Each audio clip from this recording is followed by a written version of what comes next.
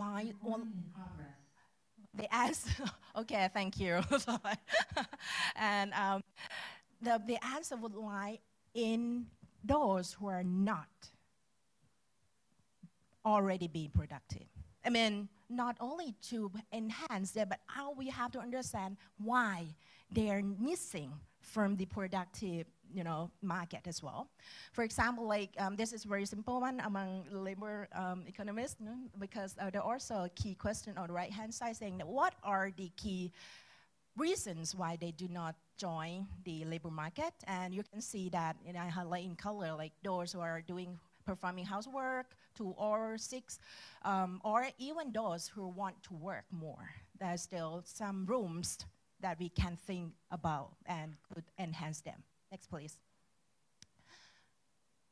Next, please. Yeah. So in the first case of Thailand, for example, we can use this one to prioritize the policies. Like we found that it's not only just, just the moment of becoming 60 and then the reasons just come up. That's before that. Like the red one highlighting on housework.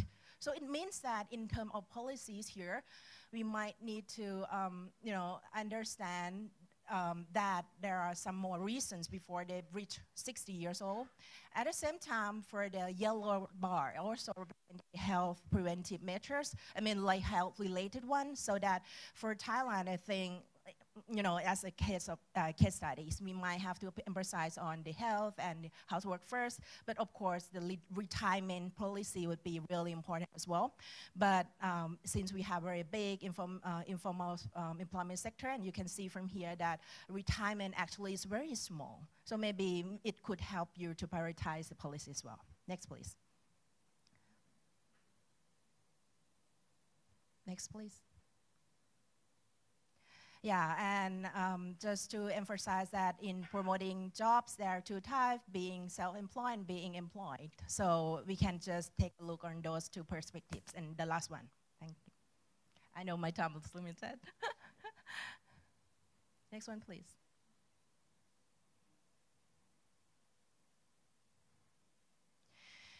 Oh, 2 more slides, sorry. This one is also highlight that we need to understand that technological adoption is very important, and for that it would need some supports from intergenerational approach, including families, communities, and of course local authorities and government. And according to the survey I conducted, in the case of Thailand, it's also become clear that in creating income, it would need really the intergenerational approach and hands-on approach as well. And the last one, please. Next 2 slides. Next, please. The other one, please. Next one, please. And next one, please. Okay, so let me highlight the key takeaway. First of all, there's value unpaid activities that has to be continued discussed. And there are also the diverse labor market in sub-regions. So we cannot say like one policy fit all. And of course, the care work and the data research, need to be, take a look in 360 degrees to make sure that is come in the broad discussions. So let me stop here because I look forward to listen to everyone's presentation as well. Thank you. No, thank you. Yes, thank you so much. I think there's a number of really important points you've raised in your presentation, from what's productive anyway, to start with. And I think it's something very important for us to keep in mind, whether it's not just the economic paid formal engagement that's productive. There's many other things that are productive. I could go on and on, the difference between the rate, the labor force participation rate, and the number of people, which is important for many countries to highlight, to really questions what holds people back maybe from engaging, and there's blind spots. There's many people who might want to engage longer, but they can't. But I just want to flag a couple of issues, maybe for the discussion later. But let me turn the floor now to Aiko Kikawa of the Asian Development Bank. You have 10 minutes. Yeah? Okay, good afternoon, all the participants. I thank the organizer for tapping us to present some of our research from ADB. So today I will be talking about the interaction between health and work as requested by the organizer. And many of the findings would come from our latest report, Aging Well in Asia, which you can, it's a bit twisted, but you can Google and it's available here. Next, please. So this is the key finding overall about our Aging Well Asia report. I thought I'd just highlight this before we go into the more detail on the health and the health and work access. First is that developing Asia is aging very rapidly, and as the initial session says, it's the reflection of the success of the development. But there are many gaps that remain that all of us are here to fill. And the key critical aspect is to focus this aspect from the well-being. What constitutes the well-being of older person, how we can fill that gap of all this to make the satisfaction in life free of the disease at the old age. Third, our report really highlights the large inequality that separates older person. Key two dimensions. One is the informality of work, which permeates in manifest in every aspect of the well-being. And the second is the gender. Third, we focus very much that among 4 elements of well-being, which I would present, health is the most fundamental. Why? Because health would affect how productive we can be, how prepared financially for the old age, and also how meaningfully we can engage with the society and the family. And lastly, we cannot stress more that it's all about early investment in life to make and support people age well, so that it does not start when you are retiring, when you are reaching certain age. It's about starting with the childhood and early childhood and invest there so that people will be aging well. And we should stop thinking about having pre-retirement to post-retirement life, but it's a continuum of that needs a constant investment. Next, please.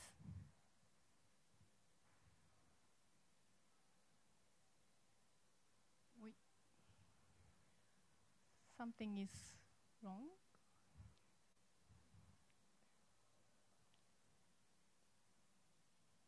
Whoops.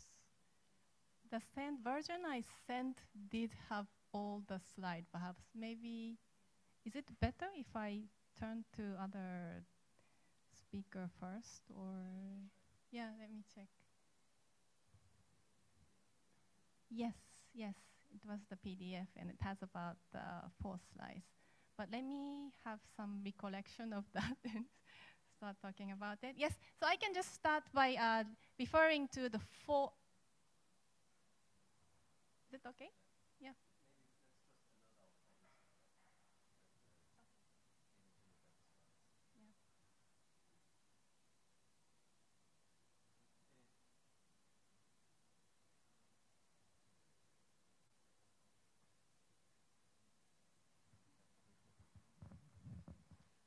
Technical team in the back. Is the presentation working? Just give me thumbs up whether you're managing. Okay. Okay, it seems that this should be working. Maybe I can just talk about the first part. Okay, so let me first talk about this well-being. And in this report, we looked at the 4 key dimensions of well-being. First of all, we have looked at what constitutes well-being at old age, and that reviewed quite a bit of literature. And when we talk about well-being, we use items such as life satisfaction, that many of the survey nowadays ask, or that being free from the depression. So we took at the highest benchmark and the lowest benchmark, did the literature, what contributes to well-being or ill-being. And 4 elements really stand out. As I said, one is the health, which is the fundamental component. It has attributes to any of the well-being indicators. The second was about the being productive and contributing to societies. And third was about being financially prepared. And 4 is about having a meaning and engagement with the families and the community. what do you think was the contribution of the work to the well-being? Do you think it's all good and the positive contribution? Or is it about some difficulties of work that actually does not contribute to the well-being? Our finding actually was the mixed. So some work is contributing to well-being, other works are not necessarily. And so the contribution was mixed.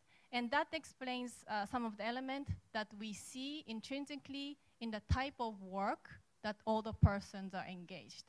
I wanted to show the chart of where the older persons are working and how labor participation differs so much by where they live, what is their skills levels, and etc. So basically, the typical pattern is that people with the lower elementary education would be working very long.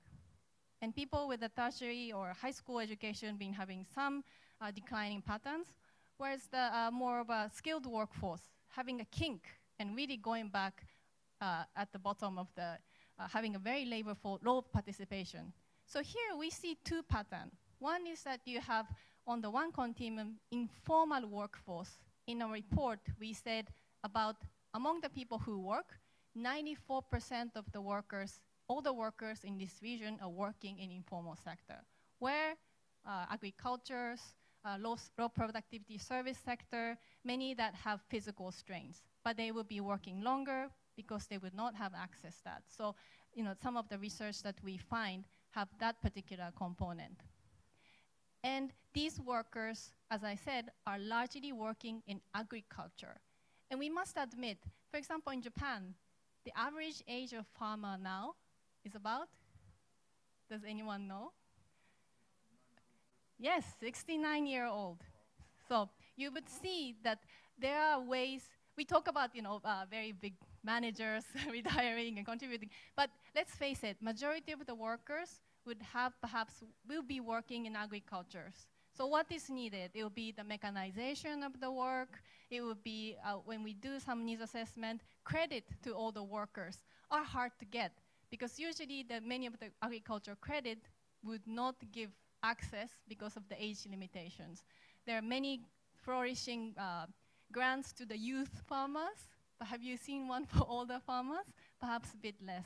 So focusing on some of the key works that older person has been doing and probably will be doing for the next decades, that's something that we want to look at, but also focusing and access to pension, basic pension, so that they'll be able to retire when they retire. And some of the chart that I also wanted to show is that majority of the reason for retirements are due to sickness.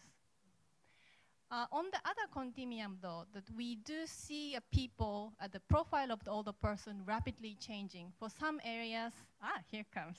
So maybe you can move to about 5th slide. Still, please flip. Next slide, please. Next. Next. Next. Next. Next, please, sorry. So okay, so we just go here.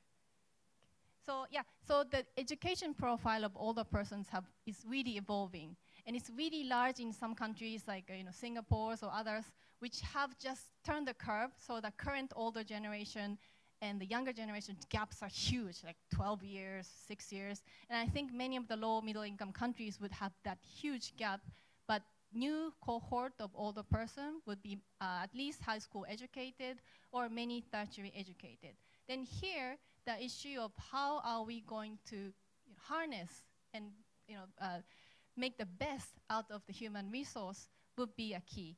So in this study, which is also found in the research, we look at the health capacity of older person. Looking at their health endowment, how many are able to work at this age, which is shown in the whole bar. So you would see that, for example, men in early 60s or late 60s, the share of those who are able to work are quite large, especially among men. But what's shown in the orange are those who are not currently engaged in work. Various reasons, as the earlier presenter said. Then we have calculated that with a minimum age to see what could be the potential contribution. Just back of them calculation. but then that's the result is shown on your right-hand side in the proportion of the push to the GDP in the percentage growth.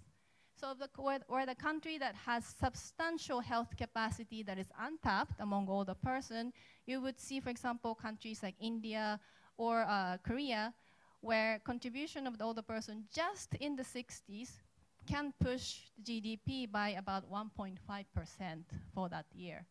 And for other countries, because the numbers are smaller, contributions are currently smaller, but we would expect that it's going to grow. And on average, about 0.9% push are anticipated here. So those are very big contribution.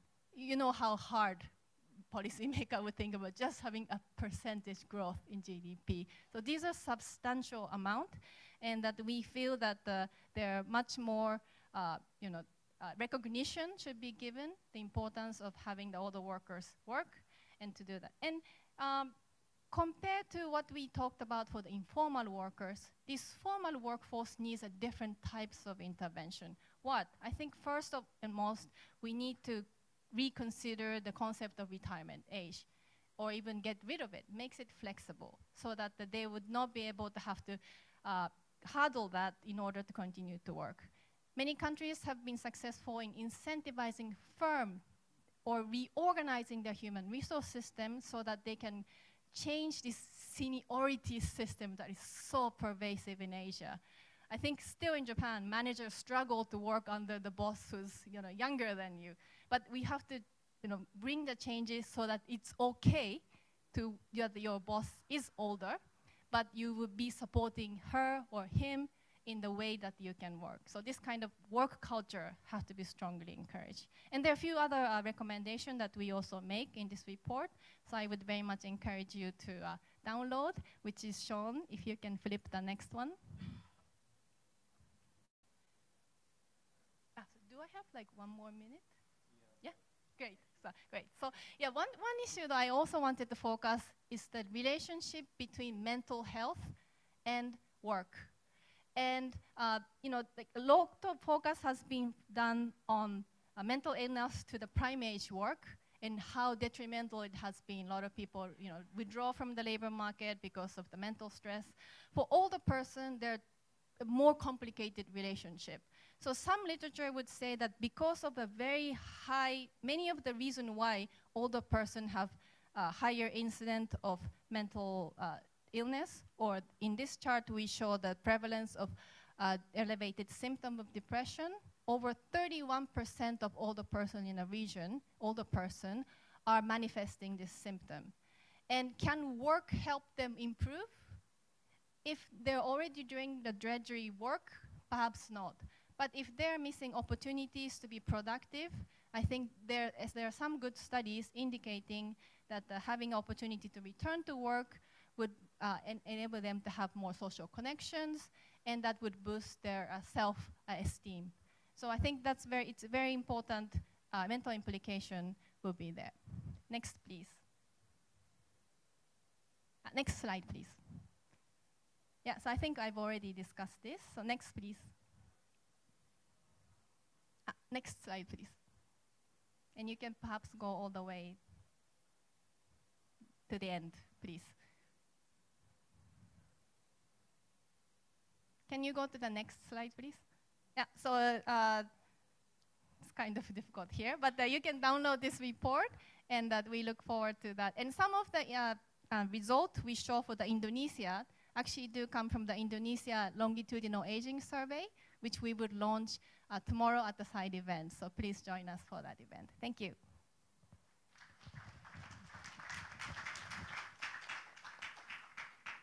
Yes, thank you so much for this presentation as well. And I think your emphasis, of course, on good health throughout a life course, starting with infancy really, is very important.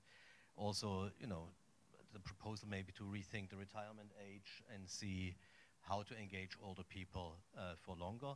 But health was really emphasized as something very important. I think we're going to hear more about health, is my feeling, in just a second. So let me turn to Hiroko Akiyama of the Tokyo University to give her presentation.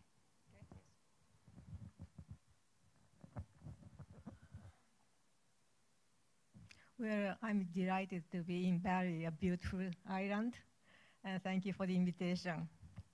If my memory is accurate, I think, the Help Age regional conference in Chiang Mai about 10 years ago, I explained the concept and design of a social experiment in redesigning communities for the aged society. But now we call redesigning community for 100-year life society.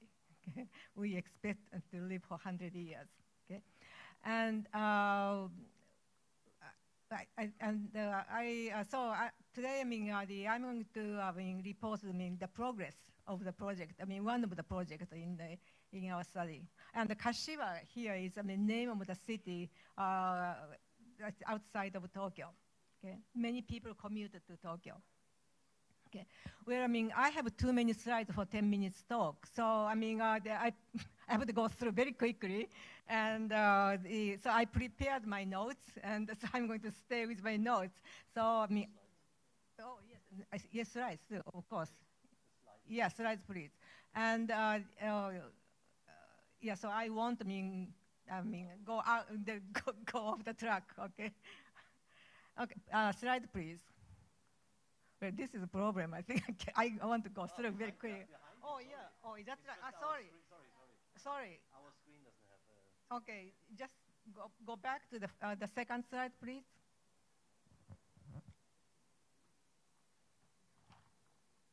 Okay. Actually, I can't see the slides. Oh, yeah. Now I see. Okay. In my view, challenges and opportunities in the age societies are condensed in these three issues. For the individual, life design for 100 years, we need a new map of life. And for society, redesigning hard and soft infrastructure to meet the needs of the highly aged society. And for industry, 100-year life society is a gold mine of innovation. There is a big market as well. Okay, next slide, please. And I'll start with a brief description of the background. Next slide, please. The total population started to decline the total population of Japan started to decline in 2010. And as you see, the working age population has been steadily decreasing, and population age 65 and older, particularly age 75 and older, is increasing. Next slide, please. And this slide shows old age dependency ratios.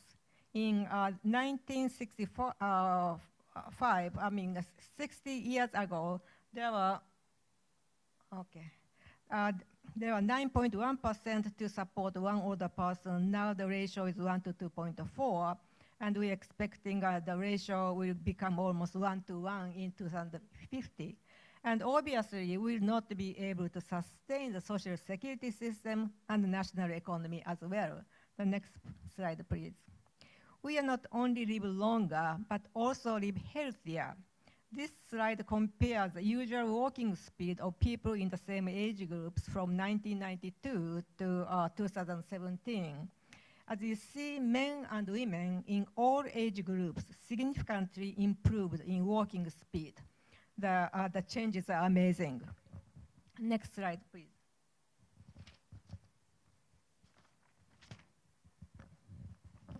Also, the current seniors are better educated compared with the previous generations. As you see, the people who finished only elementary school or middle school drastically decreased, and college graduates increased over the years. Next slide, please. In 2017, Japanese Association of Geriatric and Gerontology made an official pronouncement to raise the definition of old age from 65 to 75 years old. Next slide, please. Several years ago, we conducted a survey asking 5,000 people aged 50 to 64 what they want to do after age 65. And number one, over half of the respondents mentioned they want to work full-time or part-time. Number two was learning. Next slide, please. Japanese seniors are willing to work, according to the National Survey by Cabinet Office. 70% of people aged 60 and older wish to work until 70 years old, and almost 40% said they wish to work as long as they are capable to work. Next slide, please. This is a graph in the report published by Ministry of Health and Welfare. It shows the labor participation rate of seniors age 65 and older, and the medical care expenditure by prefecture. Prefecture is kind of regional administrative units like such as province, have moderate correlation. Okay? Next slide, please. The expansion of job opportunity for seniors is essential to ensure sustainability of the society, to maintain and enhance the labor force, social security, finance, and the national the economic development. The prediction of labor demands and supply in 2040 looks bleak. We lose 8.45 million workers in next 16 years. Seniors needs to be producer workers.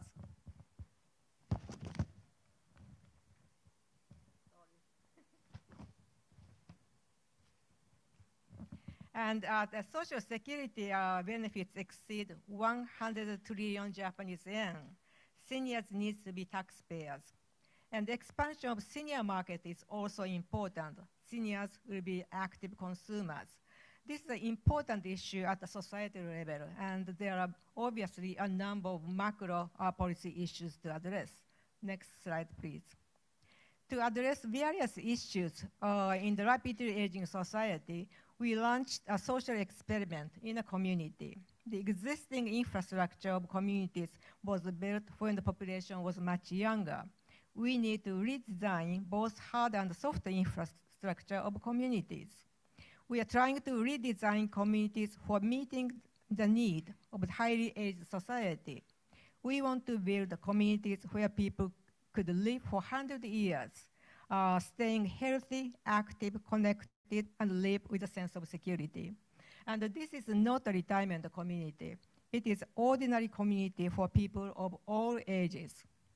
As this is a social experiment, we evaluate the effects of interventions at individual level, community level, and costs. And we make policy recommendations based on scientific evidence. This is an overview of our project. It requires considerable scientific and social innovations. One of the projects is the workplaces for the second life. It's because I want to focus on just project addressing positive aging. Next slide, please. People wish to work even after age 65, and work is good for health. So we started a project called Workplaces for the Second Life.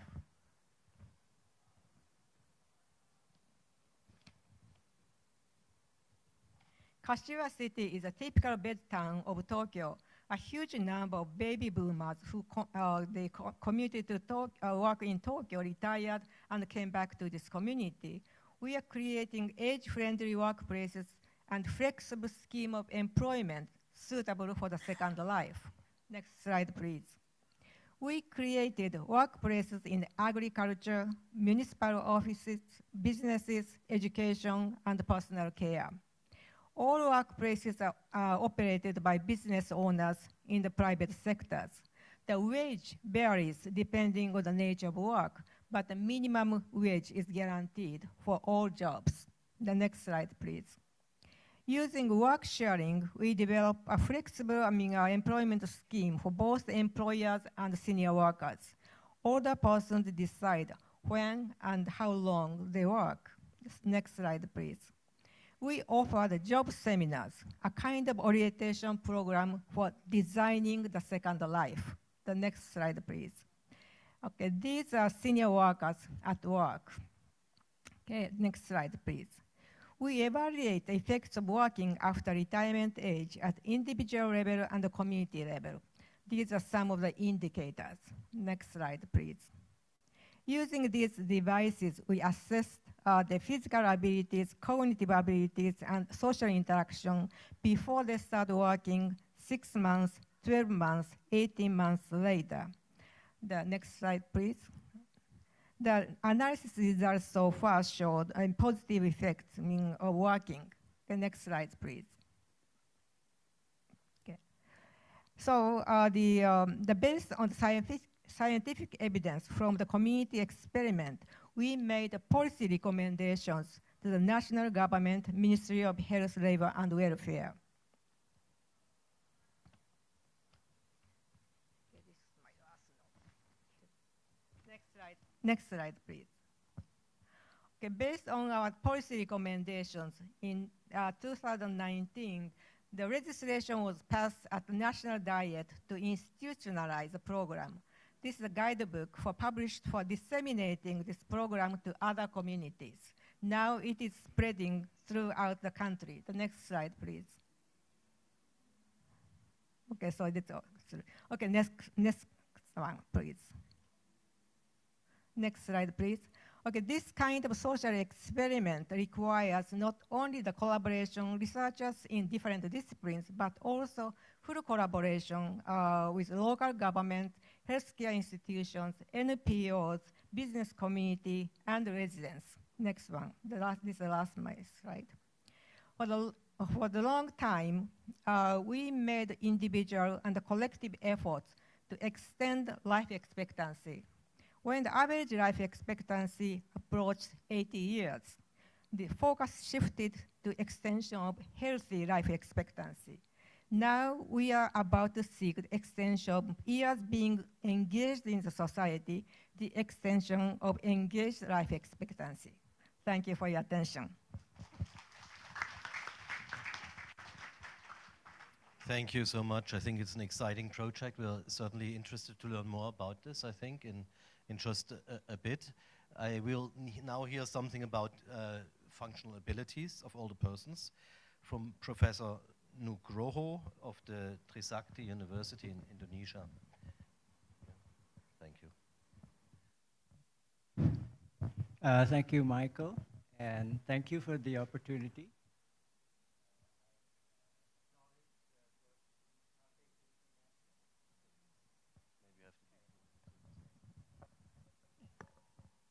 Acknowledging Help Age International as well as Bapanas. So I'd like to share with you here what I have done some empirical studies, and this during the recent pandemic. Next slide, please. Yeah, people were talking about, this was sent to me, the diagram by Eduardo, and basically when we talk about intrinsic capacity and how it differs from the, beginning from the life course up to old age. And interesting enough, when we talk about non-communicable diseases are prevalent even before they are old. So among pre-agers, the prevalence is the highest. Next slide, please. Now, when we talk about intrinsic capacity, what we are looking for, now, usually we're looking for the ADLs, any changes of the ADLs, but actually I would like you to note that it's important to notice, the IADLs. And these are actually warning signs, which are often overlooked, both by the older person themselves as well as the a family, those who are close to them. Now, regarding the frailty, it is actually a very significant sign is hunchbacking, and this is also can start very gradually, even unnoticed. And of course, sarcopenia, that is the thinning of the muscle mass. Next, please. Now, when we talk about functional capacity, of course, we have the, the specific categories of independent and dependent. Next, please. Now, when we look about functional capacity, the main things that we are, and this is all actually the criteria which has been given by ICOPE, and this is actually what we are now using, and we're planning to use as the very brief, the brief indicators, mostly about cognition, that is the lack of communication and solitude. And this happens when they say, oh, my grandpa is mad, so he's silent. But we have to know what is actually the reason for their silence. So, and most probably it's about depression. And then when it's not unattended, then it goes on and on and on. Finally, we find them in like late stage dementia. Yeah. And then mobility, what happens, and this is mostly from females, that is, of course, arthritis and then osteoporosis, risk of falls. Malnutrition, we have both overnutrition as well as undernutrition. Now, this is the most important thing, yeah, which is mostly overlooked, is the vision and hearing impairments, which are not complained by the older person, but will lead to very fatal falls and accidents, and most within like 6 months mortality, unfortunately. And then, of course, the depression, which, if unattended, will eventually lead to dementia. Next, please. Now, what we've learned from about functionality during the pandemic, this is the case from Indonesia, and it's an empirical study. Of course, the compliance to the health protocol, and of course, it's the trend that the mortality was highest among the young elderly, yeah, the young older persons. Next, please. Okay, so what we have is what I call, and I think this has been 2 years that I've been involved with friends from Universitas in Makassar, as well as people from Michigan State University, about self-care. Now, what we found out that it's a way of life to reach a successful aging. Some of our previous speakers have talking about slightly about self-care, and this actually has to be taken as a holistic, integrated approach. Yeah. So what it consists is actually I put social interaction as the first. That's very important. Yeah. So being a member of a group, yeah, usually ladies, yeah. A group of ladies, maybe in religious or spiritual ways, and mostly they are like classmates. Yeah, when they were like in primary as well as senior high school as well as pre-college. Yeah, and then the second most important is nutrition. Yeah. And I mentioned also that nutrition without physical activity. I didn't mention exercise, because exercise has been like it's very measured, yeah? But physical activity has a very large span, yeah?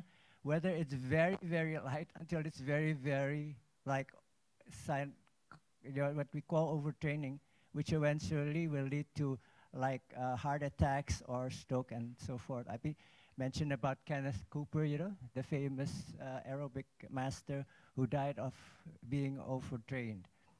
And then, this is important. Sleep is often neglected, yeah, sometimes, but that is very important. And of course, mindfulness and meditation and brain exercise. From all these activities, then what happens after that? That I think would be contributing to the workforce in the older person. That is the hobbies, yeah, and the potential for entrepreneurship. I can give you an example from an auntie of my dear auntie, who was a widow, and she had a hobby of painting, you know. So she would paint her family, would paint the environment. She was living in, you know, West Java, you know, like the mountains and all like that. And some family member who was in the hotel business said, why don't you do a exhibition there? And what she did was she displayed 16 of her best paintings. And you know what? Within one day, she managed to sell her paintings, yeah? More than half of her paintings were sold out. So this is actually what I call as hobbies that you become a source of income for you, yeah? To be dignified, you know, you don't have to be dependent on your family. You can be yourself, and if you desire, you can also, you know, give to your family later on. Okay, and then brain exercise. Now, uh, lifelong learning. Now, this actually is very closely related to brain exercise and, of course, digital literacy. Can we, next slide, please? Now, nutrition is important. Everyone's talking about balanced diet, yeah, but of course, the focus is on plant foods, yeah. And intermittent fasting, this is also important, yeah. The less you eat, the more you increase your immunity, yeah. And of course, hydration during the, the heat wave.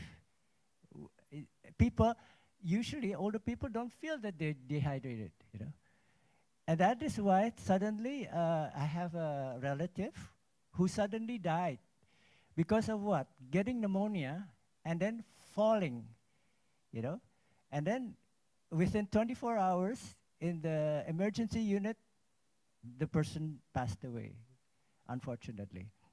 And then, of course, the importance of herbs, yeah? That's very important.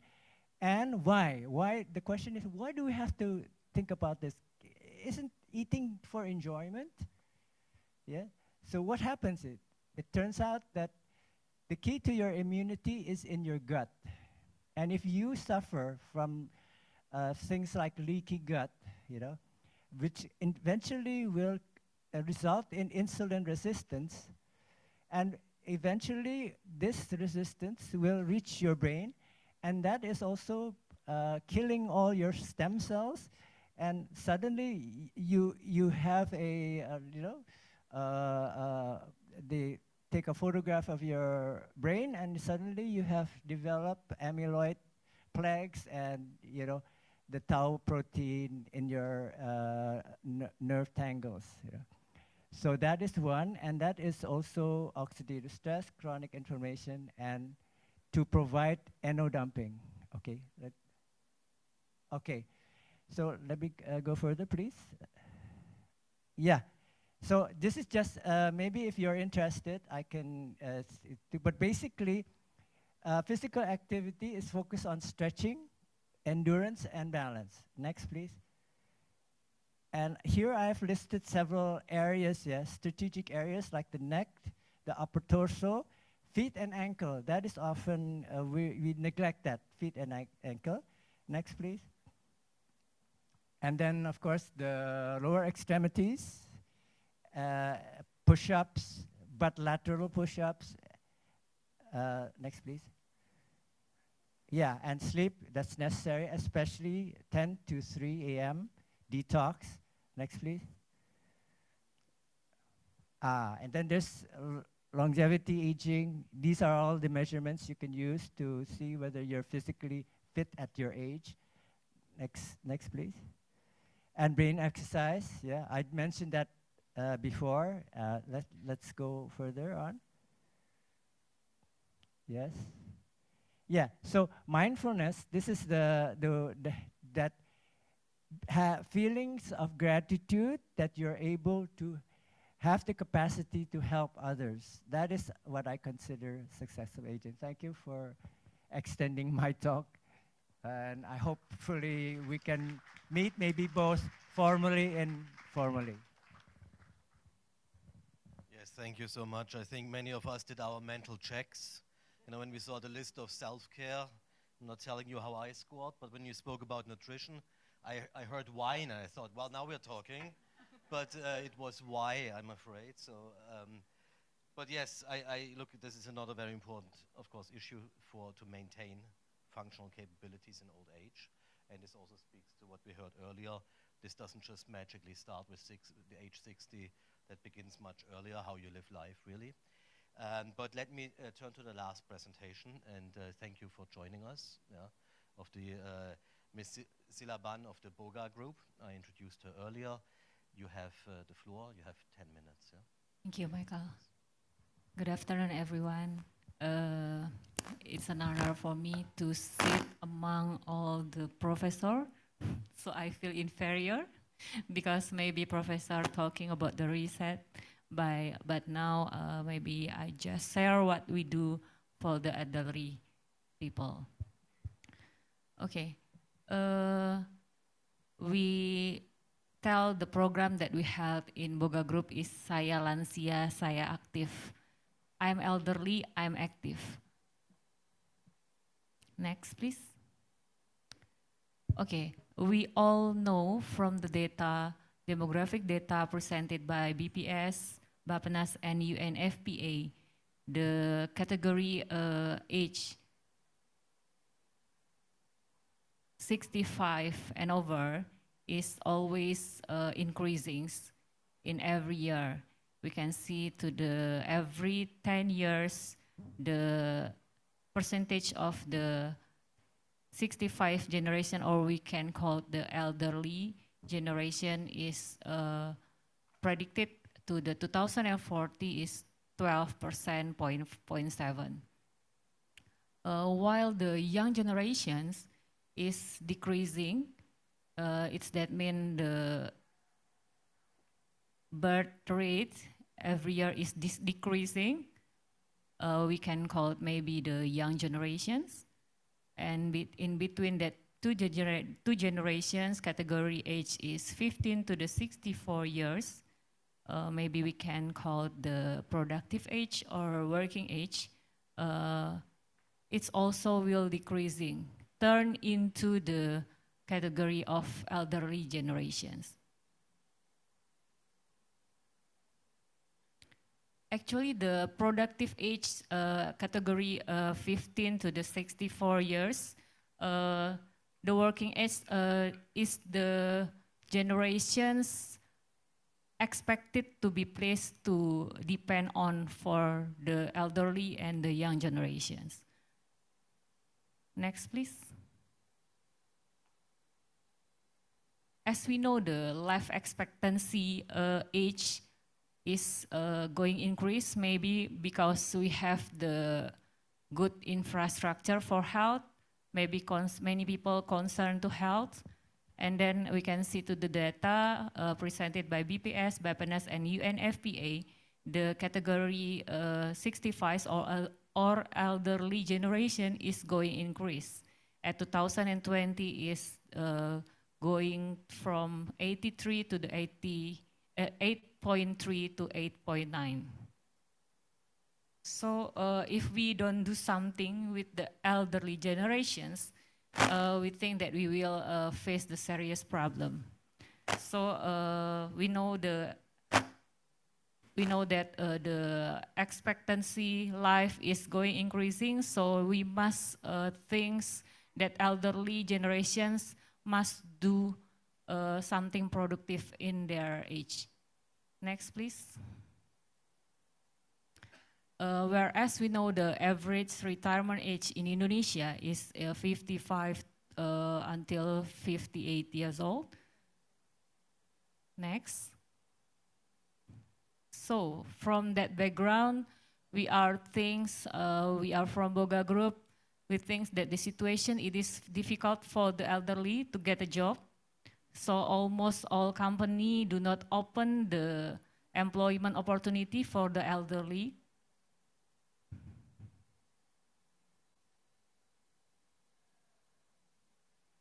And elderly people are considered unproductive and unable to work.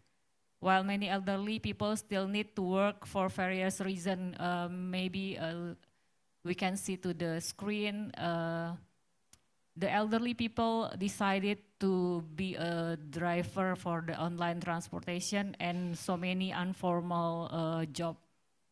We can see to the BPS data at 2002, there are only 52% elderly working. However, the income is only half from the income for the productive age. We think that Boga Group, we are has source and resource to help the elderly to continue working. So what our source and resource is Boga Group have multi-brands. Boga Group is F&B industry. We have multi-brands. We operate more than 2,000 restaurants in Indonesia. in 26 cities in Indonesia and also Malaysia. So we think with that source, we are able to bring change for the elderly, and hopefully it will be encourage various company to open the opportunity for the elderly. Okay, next.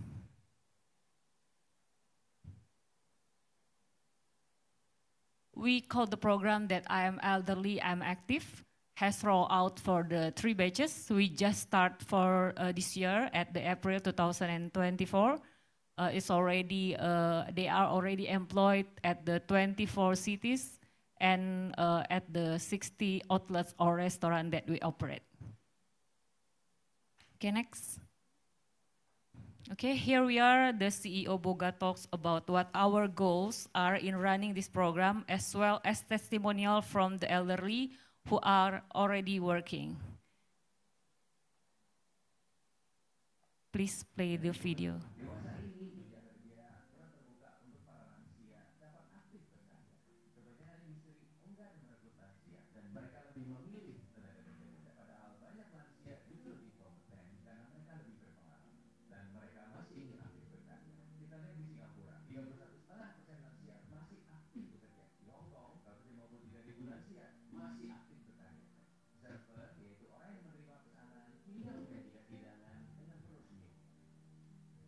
Sekian lama tidak bekerja, kemudian bekerja, masa daerah naik lagi gitu.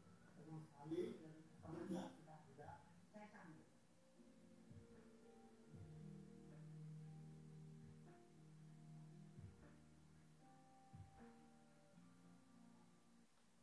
Kiranya ini bisa menjadi inspirasi dan lebih banyak perusahaan membuka kesempatan pekerjaan untuk para lansia.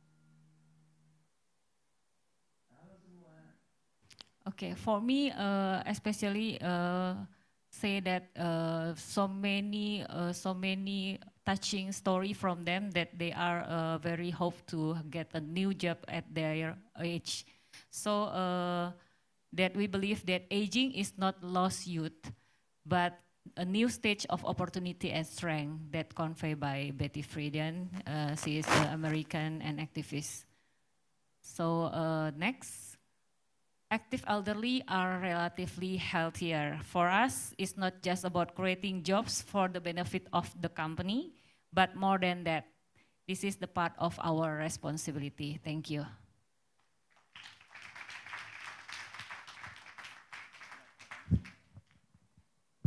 Yes, thank you to the really to the whole panel for I think a very interesting round of presentations. Regrettably, we only have about 15 minutes left for this session. We started a bit late. So for that reason, if my panelists agree, maybe I'll just ask into the floor whether there's any questions, comments, observations, something you might want to share with us from your own experiences, and then we have a final round of comments from the panel, if that's all right.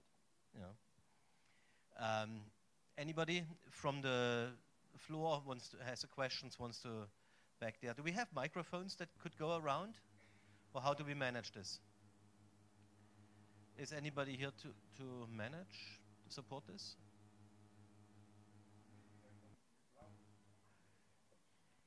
Yeah, you could try that, or we could try a mic.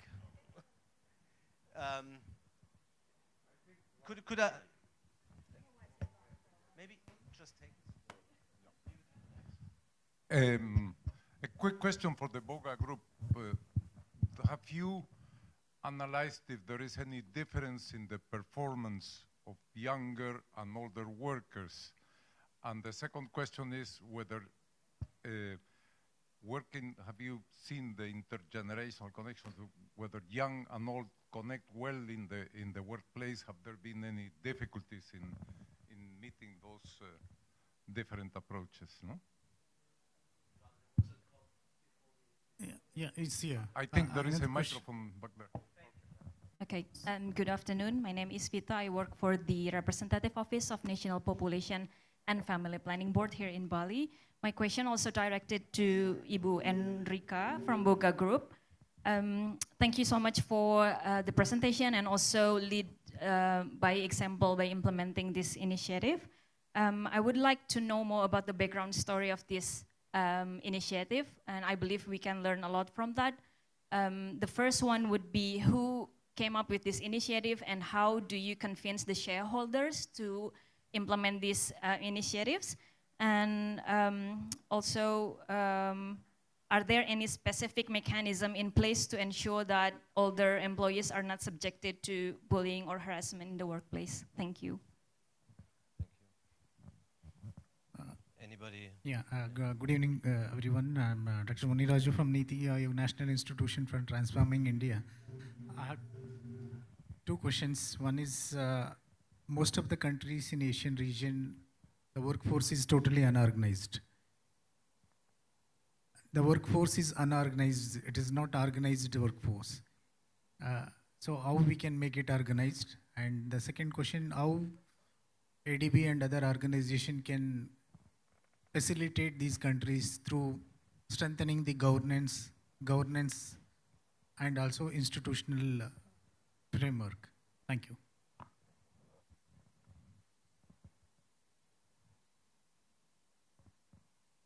Okay, I don't see any other hands up right now.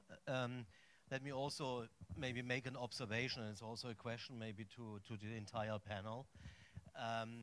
Look, we heard a little bit about the importance of self-care, taking care of yourself, to make sure that you're healthy, that you're aging well, that you remain productive, that you're a benefit to society. But you know, what are some of these key institutional changes you think might need to happen? Not at the individual level, but at the institutional level, that really will enable us as a society to take productive advantage of the older workforce in a way that's not, because the way it sounds, I must say, is like you have to take good care of yourself so you can work longer, yeah? But what are some of these institutional changes?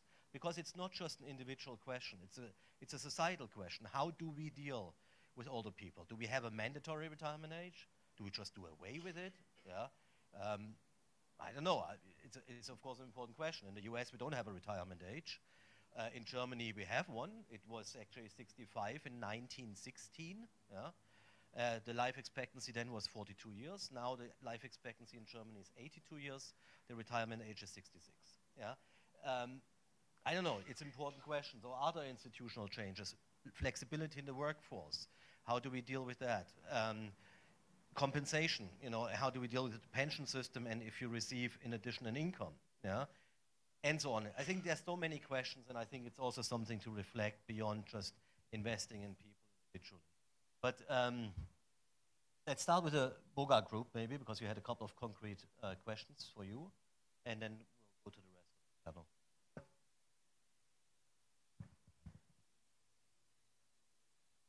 Thank you. Thank you, Mr. Eduardo.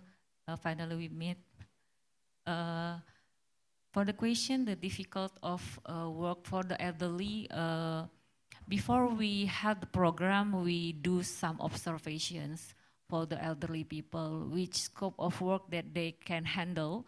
So we decided to employ them specific to the job observer. When their scope of job is specific to the taking order, and then serve the customer, serve the food, and then clear up the table. So we observe that the job is not hard, is not heavy from them. So we also manage the working hour for them, because we employ them only 4 hours a day. So they have 1 hour for rest. So it's very, very easy when we see their do the job. They very, very happy. There is no feeling tired. So we observe that the server job description is suitable for the elderly people. So for the second question is how we manage the young generations to the elderly employee. We think that the young people generally have an energy, and have a technologically literate. But we think that the elderly people, they are more, because of the experience of life, they are more mature, more patient, and more wise. So we think that the positive things that our young people, young employee to learn, because our value of company is it works. K is standing for keep learning. They can learn from the elderly people, because I remember the wise word tell that we gain knowledge by learn, but we become mature by observe. So we believe about that. So the key to make a good relationship with the young generation, with the young employee and the elderly employee is, I think, is a communication, because communication is a very important things. We just imagine when we talk with our, each of us has parents at home. We talk with them. I think it's key to us to communicate with the elderly. So surprisingly, our young employee they are very happy. They are very happy when they work with the elderly. That's the question, the answer. I hope it can meet your question. So the third question is backgrounds from in the center. Okay. So the first thing that I thought first is Boga Group do some observations, because in Indonesia still need work to, they are still not still need work to work, because we believe that in Indonesia in the city they are feeling confused, feeling they don't know what to do, because in Indonesia the retirement age is 55. So means that the 55 peoples after 55 years old they have no longer have jobs. So that's the backgrounds, because we think it's not only about the social responsibility, and we also plan to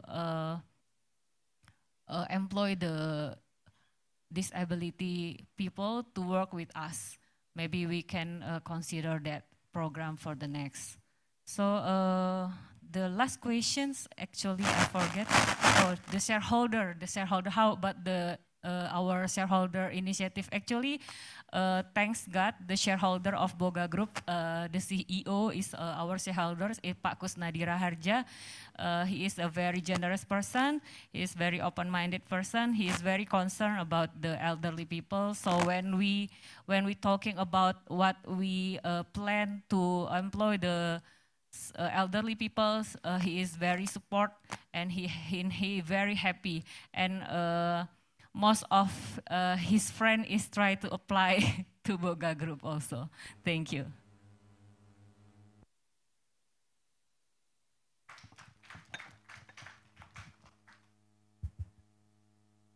I think one question from the floor was related to how older person can also access the kind of protection and negotiate the protection, not getting organized or having the right. So as I said, about 94% of older workers are informal, maybe because they also have already retired or they have always been working. And our research also showed that about 40% of the people do not either receive social pension, like the cash transfer thing, or the contributory pension. So it's really important, as you talk about the change in the system, we need to have most of the country to make sure that there's a social protection floors of having the basic pension going to the most needed, and also have the contributory pension even opening to the informal worker through their contributions, having the system so that contributory pension is not a privilege of the people with formal work, but it's something that everyone can contribute. I'd like to add here, to respond regarding the how we can promote that as well. But one thing, I think you're talking about the policy level and how we can bring them to discuss, right? So for one thing, of course, we need a kind of this dialogue to ensure that we keep continue discuss and make sure that we can have commitment. But beyond that, I'd like to highlight one more thing that I missed to talk about. It's be regarding the migration policies in which we have not yet mentioned. And for that, it's not just for, just to ensure that we can have someone to support the older person and keep them work in especially the micro level people. So far that I work in the field and we conducted interview, one thing would be, request would be how they can have someone on supporting system so that they can, and as well as a number of people so that they can continue working with that. That's one point. The other point would be regarding institutional framework. I think this is really a challenging question, and I'm not sure if I can, I just, from my personal point of view, I think we need to understand that institutional framework can have many ways of thinking, but one thing we might think about the micro, macro, and meso level. But just to note that not any law that can be sudden implemented and can be, work at once. I think all of us know. For example, in the case of Thailand, actually we have a case of guideline for the employers to declare whether they will love to retire or not, in which is a voluntary basis. But at the same time, in reality, many of the workers, even in the formal work sectors, they are just resign at 45 or 50 years old.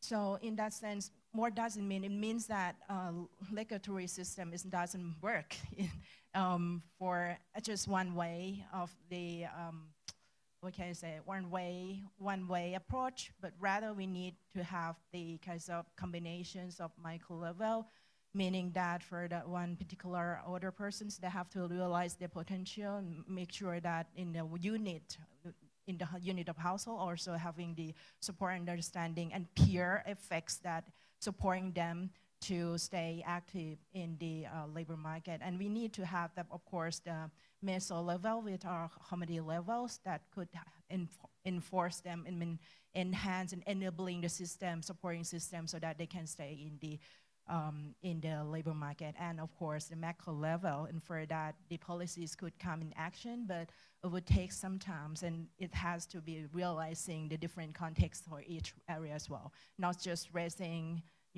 I think especially on a retirement policy, we're talking about a lot about that, but it doesn't work for one particular case. But this is quite challenging, but it takes time, but it's possible with our effort. And thank for organizers again. Thank you. Thank you. Yeah, I think it's an important question, and it's a difficult question to answer, that of the systems change. Yeah? But you saw, of course, that in some of the countries that postponed the retirement age, in France and elsewhere, people go to the streets because they don't want this retirement age to be expanded. Yeah? And if probably I asked you now in the room whether you want to do the same thing you're doing right now for another 10 years, many of you probably would also be going, oh, no, not really. Yeah. But I think that doesn't mean it's a bad idea. It's maybe just a bad idea the way we're doing it. Yeah? That you basically force everybody to do the same thing in exactly the same way in the same place for another 10 years. And of course, we can't do away with the retirement age without also introducing a social protection system at the same time, because that would be cynical. Yeah, that just means basically you make all the people work until they drop. So I think there has to be a possibility to engage, but also a possibility to protect older people. I think that's important. But it's complicated. We have another session tomorrow, and just to briefly mention it, also on productive engagement of older people, where probably some of these questions will be coming up again. But let me turn to the last two panelists for their final thoughts before we wrap this up. Well, I think it will. Already time is up, so it's very short. I think, we did not discuss today, but I think the overcoming ageism I think it's very important. Because I mean, working after retirement is good. I mean, and based on our data, I think it's good for health too. But I think one of the issues I think really we have to work on is kind of overcome. I mean, the combat with ageism. Yeah, I think that development of the institution is the problem, and as the recent, World Water Forum has shown, that maybe in aging we require some activism, as a movement, that the global society will support our respective countries to develop our aging policy. Because I've been involved as an expert in aging policy, I think the last 25 years, and it's still a standstill. It's not that I'm not optimistic, but it's just my passion. Aging and longevity has always been my passion because of my personal background with my great-great-grandfathers and mothers, grandparents, as well as my own parents. Even my younger brother also died of COVID. So that makes me more determined to at least see that when we reach an aging population in our country or in the world, they mentioned about how many billions of people, that they can live, a dignified life, and not be dependent on anyone but themselves, as a whole. What we call in our Japanese culture as di uwonke, Don't treat us as like human beings, ordinary. We just want to live our own happy life and be able to support others, especially our grandchildren. And that is what I consider as successful aging. Thank you. Thank you. And with this, I almost want to wrap up, but I want to thank Professor Gyan Thang Long. He's in the back of the room. He's professor of economics at the National Economic University of Vietnam, for having an extremely active part in organizing this session. I would have loved to have you on stage as well, and I hope next time I can, because you're not just an organizer of a session, you're a very leading, a thought leader in your own right, so I hope we can hear from you as well in the next time. Thank you very much for your support. Thank you to the audience. We have a coffee break now, and please look into the program to identify the next parallel session that you would like to attend. It's continuing after the coffee break. Thank you.